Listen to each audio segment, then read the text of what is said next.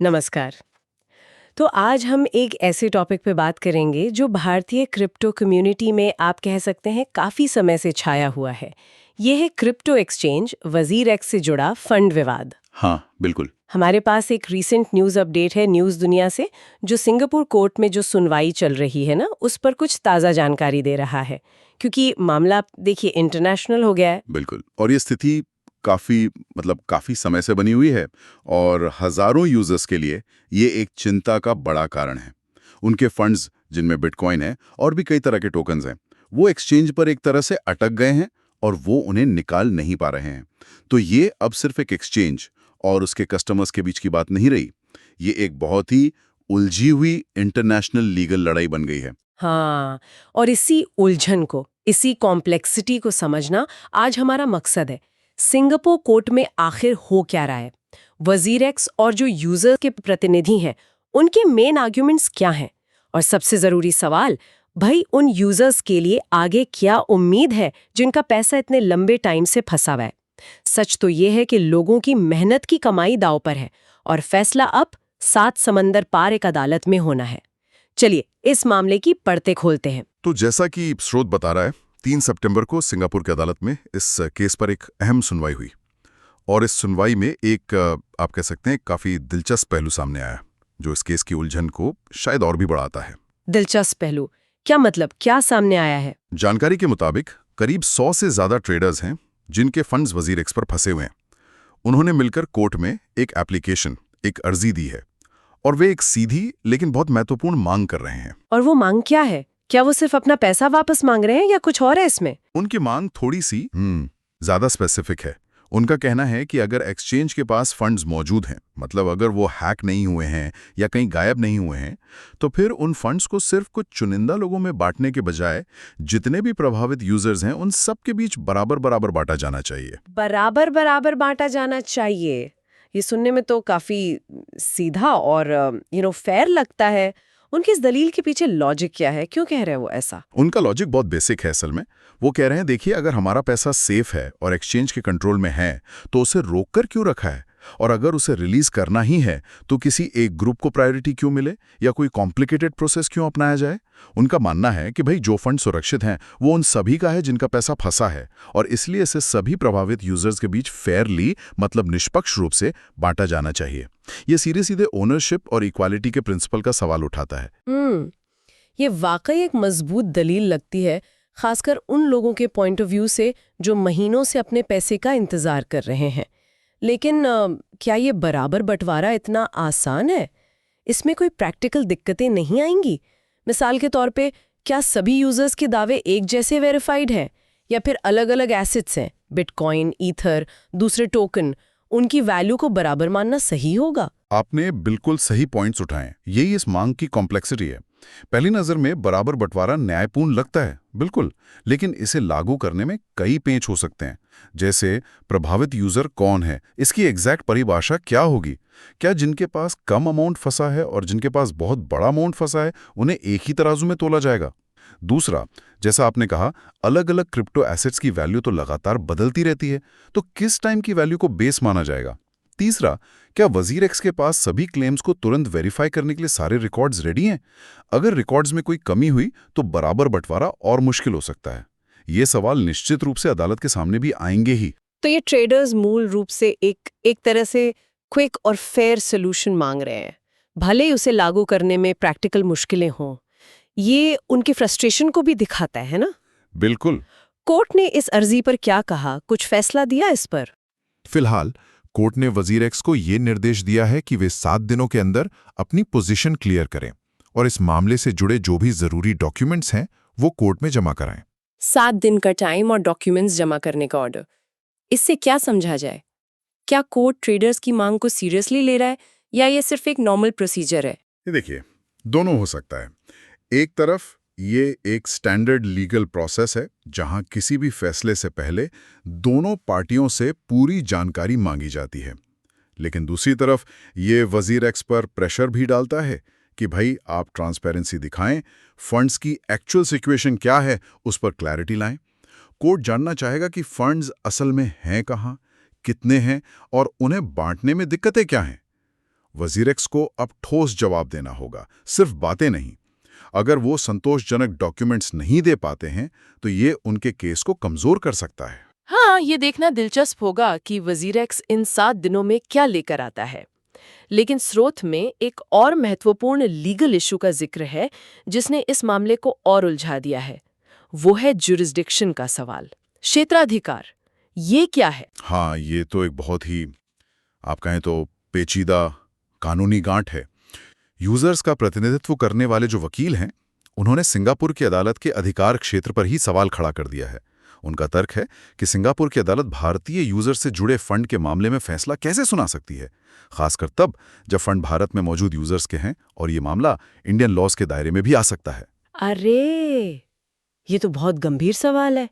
इसका मतलब क्या है? क्या सिंगापुर कोर्ट का फैसला भारत में लागू नहीं होगा, या ये सिर्फ एक डिले करने की टैक्टिक है? ये सिर्फ डिले करने की टैक्टिक से कहीं ज्यादा गहरा मुद्दा है। ये जो क्रॉस बॉर्डर लीगल डिस्प्यूट्स होते हैं ना, ये उसकी एक क्लासिक चुनौती है, खासकर क्रिप्टो जैसी नई और ग्लोबल टेक्नोलॉजी के फील्ड में जहां नियम अक्सर क्लियर नहीं होते। सोचिए, वजीरेक्स का ऑपरेशन भारत में है, ज्यादातर यूजर्स भारतीय हैं, लेकिन हो सकता है कंपनी का लीगल स्ट्रक्चर या सर्वर सिंगापुर से जुड़ा हो, या शायद उन्होंने अपने टर्म्स एंड कंडीशंस में सिंगापुर के कानूनों का जिक्र किया हो।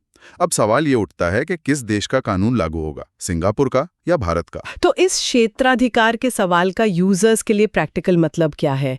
क्या इससे उनके पैसे वापस मिलने की प्रोसेस पर असर पड़ेगा? बिल्कुल पड़ सकता है, और कई तरीकों से।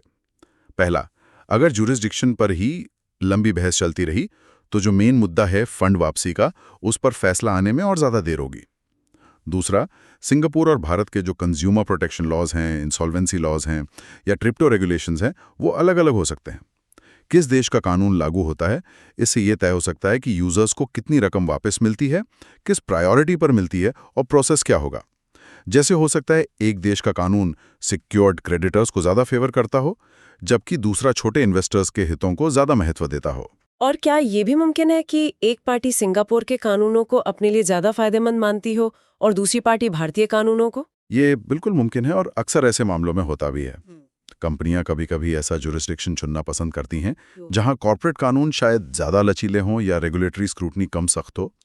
वहीं यूजर्स या कंज्यूमर्स अक्सर अपने होम कंट्री के कानूनों पर भरोसा करना चाहते हैं, जहां उन्हें लगता है कि उनके राइट्स की बेहतर प्रोटेक्शन होगी और जस्टिस तक पहुंचना आसान होगा। तो वजीरेक्स सिंगापुर कोर्ट में क्यों है और यूजर्स इसे भारत में क्यों लाना चाह सकते हैं, इसके पीछे ऐसी स्ट्रैटेजिक वजहें हो सकती हैं। ये सिर्फ कानून की बात नहीं है, ये स्ट्रैटेजी की भी बात है। अच्छा, तो ये जुरिस्डिक्शन का मुद्दा सिर्फ एक लीगल टेक्निकलिटी नहीं है, बल्कि इस पूरे केस के आउटकम को तय करने वाला एक अहम फैक्टर बन सकता है। कोर्ट को पहले ये तय करना होगा कि उसे इस मामले पर सुनवाई का अधिकार है भी या नहीं, और अगर है तो कौन से कानून लागू होंगे। ये तो वाकई सिचुएशन को और कॉम्प्लिकेटेड बना देता है। निश्चित रूप से, और ये अनिश्चितता या अनसर्टेनिटी उन यूजर्स के लिए सबसे ज्यादा फ्रस्ट्रेटिंग है जो बस अपना पैसा वापस चाहते हैं। उन्हें ना केवल फंड वापसी का इंतजार करना पड़ रहा है, बल्कि अब इस लीगल भूल भुलैया का भी सामना करना पड़ रहा है कि भाई उनका मामला सुना भी कहाँ जाएगा और किन नियमों के तहत। इस सब को देखते हुए क्या स्रोत में कोई अंदाजा दिया गया है कि अगली सुनवाई कब तक हो सकती है, या इस पूरे मामले के निपटारे में कितना टाइम लग सकता है? यूजर्स को कब तक वेट करना पड़ सकता है? स्रोत के अनुसार अगली सुनवाई की तारीख तो अभी क्लियर नहीं है, लेकिन उम्मीद है कि वजीरेक्स जब डॉक्यूमेंट्स जमा कर देगा, उसके बाद कोर्ट आगे की डेट तय करेगा। हालांकि ये अनुमान लगाया जा रहा है कि सिंगापुर में ये जो लीगल कार्यवाही है, ये कम से कम सितंबर के एंड तक तो खिंच सकती है। सिर्फ जो प्रोसीजरल पहलू हैं और जुरिस्डिक्शन जैसे मुद्दे हैं, उनको सुलझाने में इतना टाइम लग सकता है। सितंबर का अंत। और फाइनल फैसले के बारे में क्या वो भी जल्दी आने की उम्मीद है? अंतिम फैसले के लिए स्रोत का अनुमान है कि शायद अक्टूबर या नवंबर तक का इंतजार करना पड़ सकता है। और ये भी आप कह सकते हैं एक ऑप्टिमिस्टिक अनुमान हो सकता है, क्योंकि अगर जुरिस्डिक्शन का मुद्दा ज्यादा उलझता है या फंड डिस्ट्रीब्यूशन का प्रोसेस कॉम्प्लिकेटेड साबित होता है, तो इसमें और भी वक्त लग सकता है। अक्टूबर या नवंबर, यानी कम से कम 2-3 महीने और। ये उन हजारों यूजर्स के लिए एक बहुत लंबी और अनिश्चित अवधि है। जरा सोचिए, किसी ने अपनी सेविंग्स का बड़ा हिस्सा लगाया हो, किसी ने शायद लोन लेकर इन्वेस्ट किया हो, या किसी की रोजमर्रा की जरूरतें उन फंड्स पर डिपेंडेंट हो, उनके लिए ये इंतजार कितना भारी पड़ रहा होगा। बिल्कुल, ये सिर्फ फाइनेंशियल लॉस की बात नहीं है, ये मेंटल स्ट्रेस और भरोसे के टूटने का भी मामला है। जब आप किसी प्लेटफॉर्म पर अपना पैसा लगाते हैं तो आप एक बेसिक सेफ्टी और एक्सेस की उम्मीद करते हैं ना। हाँ बिल्कुल। जब महीनों तक आपका पैसा बिना किसी क्लियर वजह या सोल्यूशन के अटक जाता है तो ये पूरे इकोसिस्टम पर से विश्वास को कमजोर करता है। खासकर भारत जैसे मार्केट में, जहां क्रिप्टो को लेकर पहले से ही काफी रेगुलेटरी अनसर्टनिटी रही है, इस तरह की घटनाएं आम इन्वेस्टर को और ज्यादा सावधान या शायद दूर रहने पर मजबूर कर सकती हैं। सही कहा, ये सिर्फ वजीरेक्स का मामला नहीं है, इसका असर शायद और बड़ा हो सकता है। तो अगर हम आज की इस पूरी चर्चा का सार निकालें तो मुख्य बातें क्या हैं? क्या टेक अवेज हैं? देखिए, पहली बात तो ये कि वजीरेक्स फंड विवाद अभी भी बहुत कॉम्प्लिकेटेड है और अनसुलझा है। दूसरी मामला सिंगापुर के अदालत में है, जहां हाल ही में सुनवाई हुई और ट्रेडर्स ने फंड्स के बराबर बंटवारे की मांग रखी है। तीसरी, वजीरेक्स को अपनी पोजीशन क्लियर करने और डॉक्यूमेंट्स जमा करने के लिए टाइम दिया गया है 7 दिन का। चौथी, एक बड़ा लीगल सवाल जुरिस्डिक्शन का है, यानी सिंगापुर कोर्ट का अधिकार क्षेत्र और कौन से कानून लागू होंगे, ये मामले को और उलझा रहा है। पांचवी और शायद सबसे इंपॉर्टेंट बात यूजर्स के लिए, इस मामले के निपटारे में अभी कई महीने लग सकते हैं और अनिश्चितता बनी हुई है। उन्हें अपने पैसे वापस पाने के लिए और इंतजार करना होगा। ये एक बिल्कुल सटीक समरी है।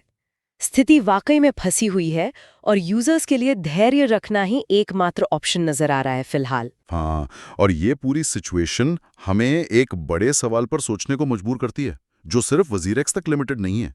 ये सवाल क्रिप्टो की ग्लोबल नेचर से जुड़ा है। जब फंड्स इस तरह इंटरनेशनल बॉर्डर्स के पार किसी ग्लोबल या क्रॉस बॉर्डर प्लेटफॉर्म पर लॉक हो जाते हैं, तो यूजर्स को किन अनोखी चुनौतियों का सामना करना पड़ता है। जैसा हम यहां देख रहे हैं, भारतीय यूजर एक एक्सचेंज जो इंडिया में ऑपरेट करता है, लेकिन लीगल लड़ाई सिंगापुर में लड़ी जा रही है। ऐसी स्थितियों में यूजर्स के हितों की बेहतर सुरक्षा कैसे सुनिश्चित की जा सकती है? ये एक बहुत ही मौजूद सवाल है। मतलब क्या हमारे जो राष्ट्रीय नियम हैं वो काफी हैं जब पैसा बॉर्डर्स के पार चला जाता है? शायद नहीं। ये मामला दिखाता है कि नेशनल रूल्स की अपनी लिमिट्स होती हैं जब प्लेटफॉर्म्स का लीगल स्ट्रक्चर या ऑपरेशन कई देशों में फैला हो। क्या हमें क्रिप्टो डिस्प्यूट्स के निपटारे के लिए किसी तरह के इंटरनेशनल स्टैंडर्ड्स या ट्रीटीज की जरूरत है? या क्या प्लेटफॉर्म्स को अपने टर्म्स एंड कंडीशंस में जुरिस्डिक्शन और डिस्प्यूट रेजोल्यूशन प्रोसेस को और ज्यादा क्लियर और यूजर फ्रेंडली बनाने की जरूरत है? जैसे क्या फंड्स को किसी थर्ड पार्टी एस्क्रो में रखा जा सकता है, खासकर विवाद की स्थिति में? ये कुछ ऐसे आइडियाज हैं जिन पर इंडस्ट्री और रेगुलेटर्स को सोचने की जरूरत है, ताकि फ्यूचर में यूजर्स को ऐसी लंबी और जटिल कानूनी लड़ाइयों में न फंसना पड़े। ये वाकई गहरे मुद्दे हैं जिन पर विचार करने की जरूरत है, खासकर जैसे जैसे क्रिप्टो का इस्तेमाल बढ़ रहा है। ये सिर्फ टेक्नोलॉजी या इन्वेस्टमेंट का मामला नहीं है, ये कंज्यूमर प्रोटेक्शन और इंटरनेशनल लॉ का भी सवाल बनता जा रहा है। हम इस वजीरेक्स मामले पर निश्चित रूप से नजर बनाए रखेंगे और जैसे ही कोई महत्वपूर्ण अपडेट आएगा, हम उसे आप सबके साथ साझा करेंगे। आज की इस गहन चर्चा के लिए आपका बहुत बहुत धन्यवाद। धन्यवाद।